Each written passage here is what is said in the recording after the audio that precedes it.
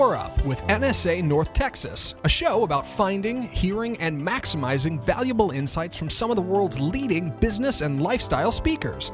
Each week, international keynote speaker and National Speakers Association North Texas Chapter President Betty Coffey sits down with some of the most exciting speakers this side of the globe to hear from these subject matter experts what's making a difference in business today and learn all there is to know about people, profits, and productivity in business from some of the world's best motivators. This is Power Up with NSA North Texas. And now, here's your host, Betty Coffey. Hi everyone, I'm Betty Coffey, President for the National Speakers Association North Texas Chapter, and I want to welcome you to our NSA North Texas podcast show. The NSA National Speakers Association is the premier organization for professional speakers. Our members every week, every day, reach audiences as thought leaders, as authors, as consultants, as coaches, as educators, as trainers, as motivators. This show is all about some of the cutting edge topics, the things that are going on in business today that audiences and organizations want their employees to hear. And you hear some of the answers from our own subject matter experts, members of our NSA National Speakers Association chapter. I am so excited today to have as my guest Bruce Arfsten. Bruce believes very strongly in creating a culture that helps organizations attract and retain the top talent with DiSC training. This is very interesting because I would imagine there's a lot of people out there that have been through the DiSC training. But if you remember, by learning the language of DiSC and making it an integral part of how we interact, organizations get a great benefit from this. They are able to create an environment that values and honors the differences among all their employees and associates, number one. Number two, they improve employee engagement and reduce turnover, very important.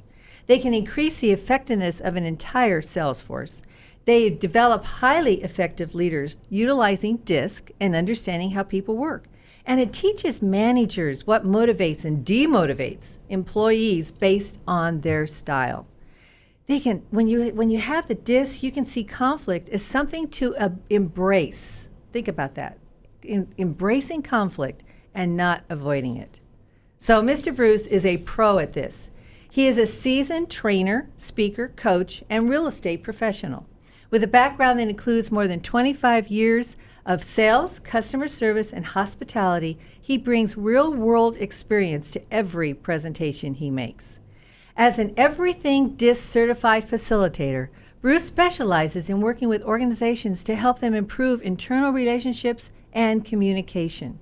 He has a passion. I love people with passion because they speak from the heart. He has a passion for helping others along their growth journey as they strive for excellence and tap into their full potential.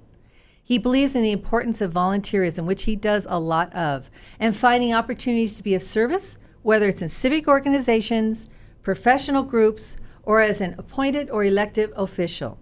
Bruce is a member of our NSA National Speakers Association North Texas organization and has served as coordinator for our North Texas Academy. Bruce is a single dad, from what I understand, a beautiful 11-year-old Labrador retriever named Zoe, and both he and Zoe live in Addison, Texas. So our topic today, creating that culture that's going to help organizations attain and attract and retain top talent. Okay, you ready? Ready. I'm happy to have you on the show. I'm so happy to be here, That Betty. was a strong high five. Okay, so for those of us that are not familiar with the DiSC, kind of tell us what it's all about. Yeah, Betty, DiSC it's a personal development assessment, really, it allows us to, the participants that do it, they go through an assessment and they learn about their behavioral style, their personality style. And it really looks at what are our tendencies, our preferences, and we take the assessment and then it plots their behavior style on the DiSC map. We call it a map, and it's a circular model that we use. And the map is made up of the D, I, S, and C. D for dominance, I for influence, S for steadiness, C for conscientiousness. Okay. And it's a simple map, and the thing that I like about it so much is that it's a really simple model that people can understand. And it's been around a long time. Dr. William Arfsten, he really introduced the DiSC model back in 1928 when he wrote a book. 1928. And it still works. Yeah, called the Emotions of Normal People. Now that we don't know what normal people really are anymore. but that was the name of his book, and that's when it was introduced. And it's gone through a number of evolutions over the years. And there's still a number of different DiSC products out there. But it's and it's really simple that people can understand it, and it's a language that can become part of an organization's culture. That's fascinating. It's just fascinating to me that it's been around since 1928. And it actually goes back further than that. If you go back to the original concept of it, Hippocrates. Oh, really? Back in 400 BC.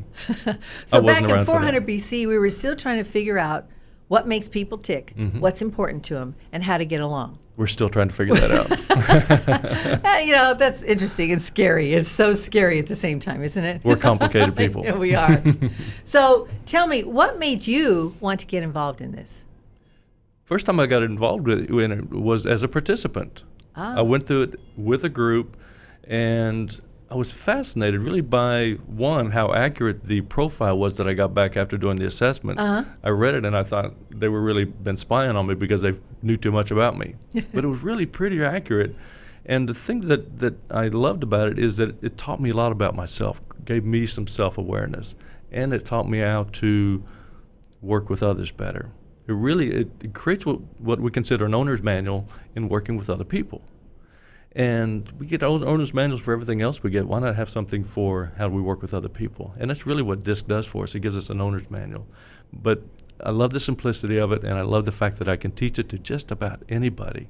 Because they don't have to have any particular education or expertise to understand it.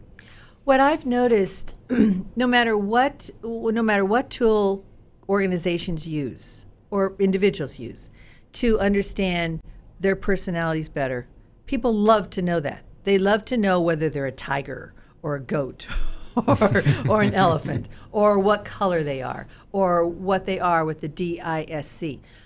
People want to know more about themselves and what's going on. That's very true. And then we seem to drop it. It's like, we want to know about ourselves, but what about the other guy? It's really important to understand about the other person and what makes them tick and what's important to them, right? We lose that. Yeah, that we really get so is the busy. key. I don't think we do it on purpose, but we get so busy with life that we forget to really try to understand and listen to the other person. Okay, on DiSC, and for our audience, it's DISC, capital D, little I, capital S, and capital C. Correct. Why is the I little? That's probably one of the questions I get asked most often. Yeah. Because it is different. And the thing is that DiSC, whenever Dr. Marston did it way back then, he didn't trademark DiSC. So it was never trademarked. Oh my gosh. So there are a number of different DiSC products out there. So the one I use is called Everything DiSC, which is through Wiley Publishing out of Minnesota. Great organization. So they trademarked Everything DiSC, and to differentiate it, they gave it a lowercase I. There were some stories that there were some internal reasons why somebody wanted to do that for a particular reason, but I don't think that's actually been proven. But it's just Wiley's trademark. And Wiley has a different approach to the way they do this, where they've got the research in place and the validity, and shows that it really is it's so accurate. And it's not a fad or a trend. It's not. It's the real thing. Right, and they do an adaptive assessment that we can talk about if you like. Okay. And also the thing that I really love about what Wiley does is you can do a comparison report. So if you and I, for instance, we're working on a team and we both went through the assessment, anytime after that we can go onto the website and do a comparison report between Bruce and Betty. And what that does is it shows us how our styles compare along different areas of the profile. And it shows us challenges we might have, how we could work well together.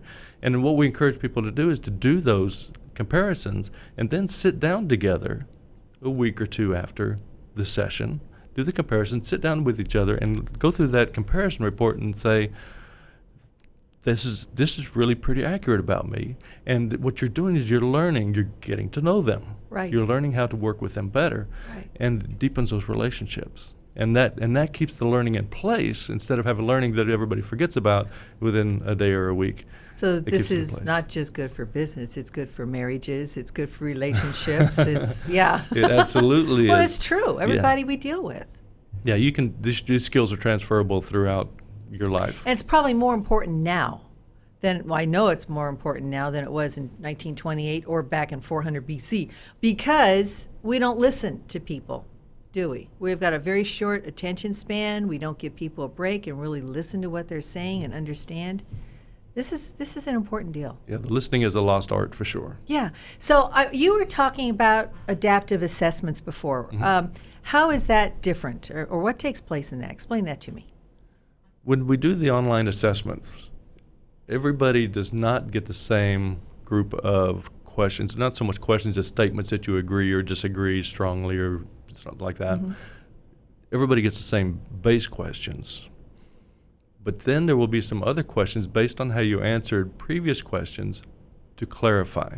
Because sometimes you might respond a particular way that will say this about you, and then you respond to something else that it's kind of in disagreement to that. So the assessment is smart in that it will ask you clarifying questions and statements so they can really fine-tune what your behavioral style is. And so that way, once in a while, it'll happen that somebody wants to be a certain style because they've been told that this style is better for whatever your position is. This is not what we want people to do. We want them to be honest and to be authentic.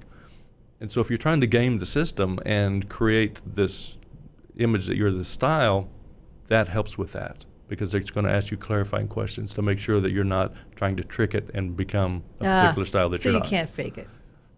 Likely not. Got it. So what type of business organizations out there benefit from utilizing DiSC? Pretty much any organization where people are working together on a regular basis with in-place teams, that they're interacting on a regular basis, daily basis. Organizations large and small around the country have used it, down to small boards of directors. And I did it when I served on a city council. We went through it as a council, which was very enlightening for me. One of the questions I've got for you is many organizations, we're entering the summer months, many organizations say we're going to have a summer retreat, or we're pulling a new management team together, or a new leadership team, or a new board of directors. This is a valuable tool. It's a big time and beneficial icebreaker, right? Absolutely, because when you're going to do that board retreat or that management retreat, if you're not working well with each other, it can be just a huge waste of time. It's a nightmare. Yeah. So you need to know how to interact with each other and how to change your approach sometimes with different people. And that's really what it's about, learning how to change your approach. And to know other people's strengths. And you and I both know that to have a good organization, you want people with different strengths. You want, if you're to work together and to utilize all those different talents and strengths in your meeting up your objectives and your goals and what you want to do. So this is a good deal, guys. I think organizations should look at this for their January kickoff meetings, for their mid-year meetings. This is absolutely, and you're right. Having some balance in your organization with the different styles is really important. Ultimately, that's what we want. Yeah, because I knew a sales manager one time that he was a really high D style. And there are a lot of folks with a D style that are in sales because they're drawn to that. Not that they make better salespeople than others, and we really emphasize that there's not one style that's better than the other, and that there's not one style for this job and one style for that job. It doesn't work that way. But this particular sales manager, he told me straight up. He said, "I will only hire salespeople that are the same style as I am, a really high D." Whoa. And that's kind of scary. That could work okay if all of your customers are really high Ds and they relate to that. But you could really turn off some others if they don't know how to adapt. So that's interesting. So only Ds will relate to Ds, or there's a comfort level there? There is, because they understand each other.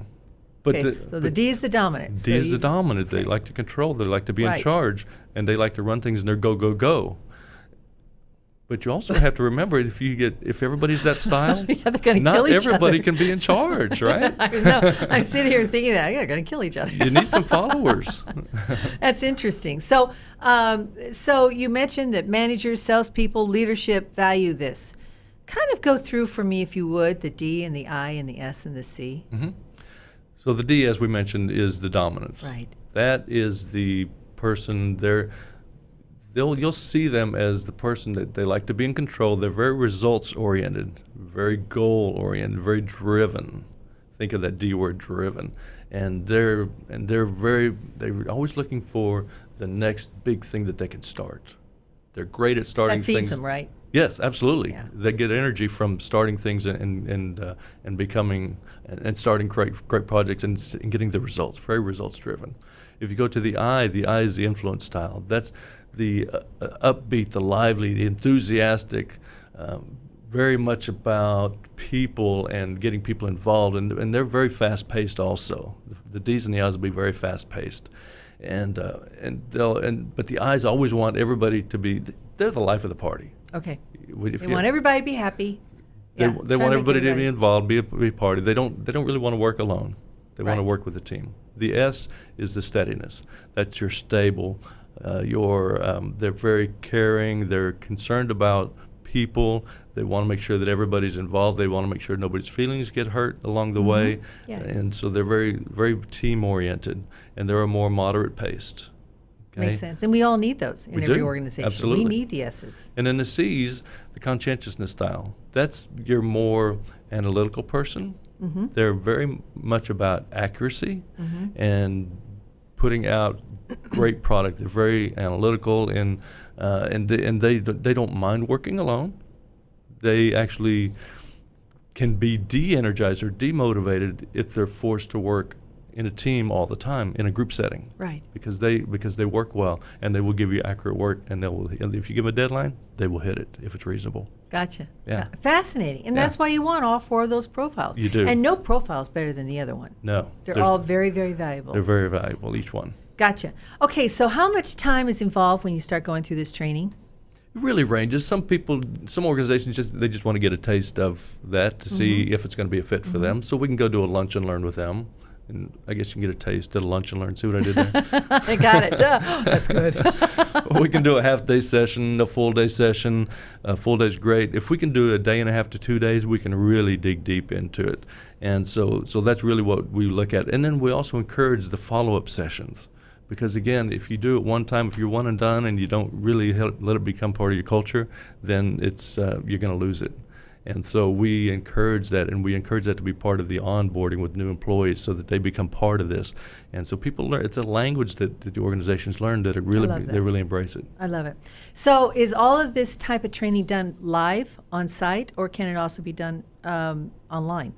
Most of it's done live. They do the online assessment, and we ask for them to get that done a week or so ahead so we can print the profiles and things like that and be prepared. And then we do the live session. And the live session, we, again, for whatever length of time they want to do it, we'll do the live session.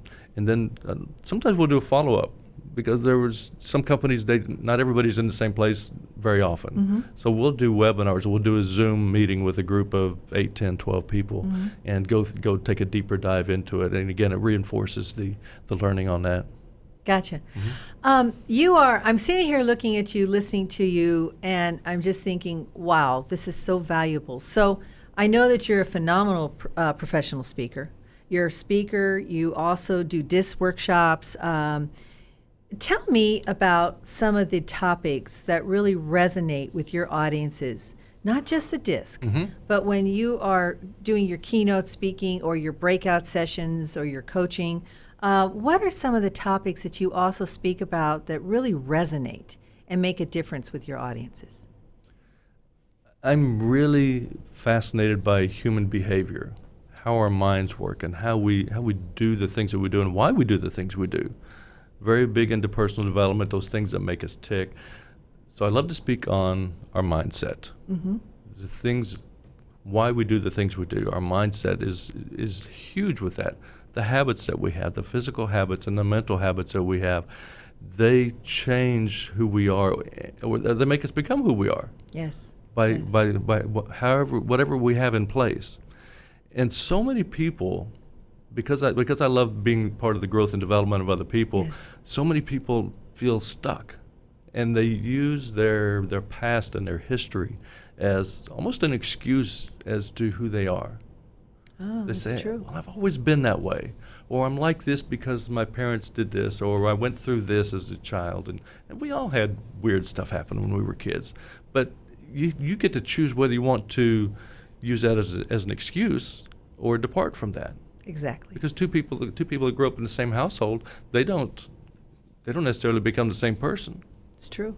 They make their own choices along the way. So I love to talk to people about writing your own life story. That's fascinating. Writing your life story in advance, because you get to decide. In advance. In advance. Oh, now that puts a different twist to it. Yeah, so it's about changing your mindset and changing the physical and mental habits that you have, because these neural pathways that we have in our brain, we can actually change those. We can rewire ourselves. We're not fixed, and we're not a done product by the time we're 25 or something. It's true. We can make those changes, and we do that by changing the things that we say to ourselves, our self-talk, those things that we repeat over and over again because they've become ingrained in our brain. And we can physically change our own brain by changing the things that we think and we say to ourselves. And so we can adjust our mindset so that we can redirect where we're heading. We can change our momentum, and we can change it to a different and hopefully a better direction. I love that. Yeah. I love that. So no matter what your age or what you've done, or if you're going through a transition in life or some type of change and you want to have growth, but you might think that you are stuck because this is the way you are, or this is the way you're brought up, or this is your experiences and blah, blah, blah. But you have the power, because we all have the power in our brains, to make a change, make that transition, make it different. Exactly. We can do that. We do. We can. And we have so many limiting beliefs, things that usually from our youth. That's true. That got put into our head that say, I can't do this, I'm not capable of doing this, I'm not good enough, I'm not smart enough, and I just can't do it. So the DiSC tool is a starting point, but really then some of your breakout sessions and what you do in creating awareness, helping people through those transitions, encouraging them, the whole concept of reinvention and how important that is, and staying resilient. Wow, those are life lessons we can take to the grave. I mean, those are things that we need to do no matter what our age is or where we are or what the demographics are.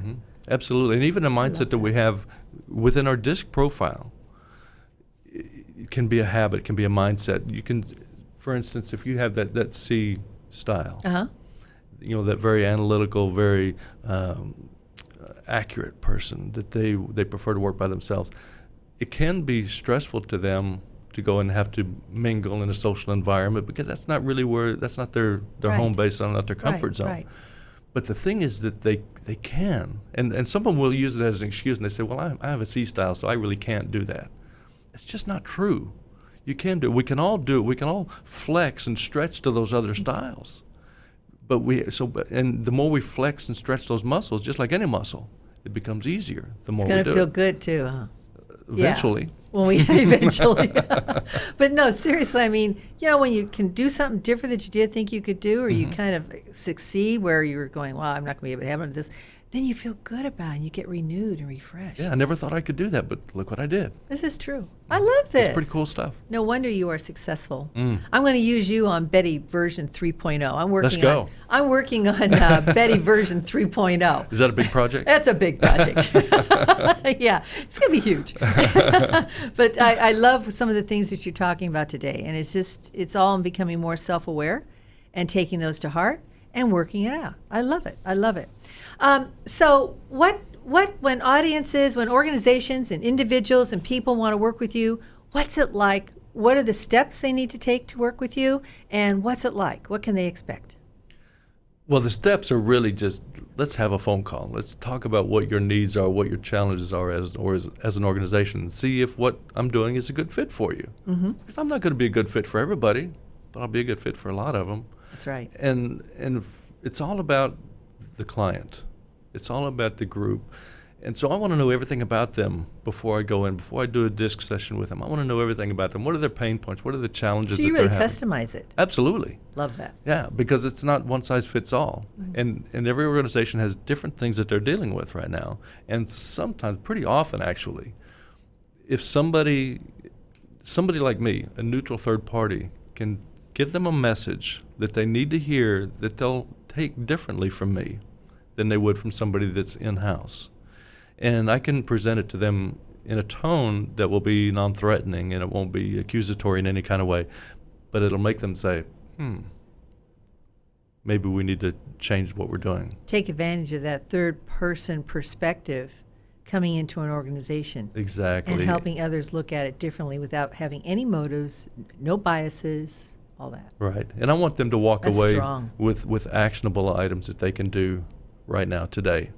And Today. All right, excellent. I love that, today. Don't wait, because if you don't do it today, you'll forget it by tomorrow. So you better get started. This is true. Got to get started. Right. So for people to reach out, to work with you, what's your contact information? What's your email address? My email address is easy. It's bruce@beyondthecz.com. Beyond the CZ. Think of CZ Comfort Zone. Beyond is that why it's CZ? I've always wanted to ask you about that. That's what it is, CZ Comfort Zone, because I'm a big fan of going outside your comfort zone where the growth happens, right? That's true. So bruce@beyondthecz.com. The website is beyondthecz.com.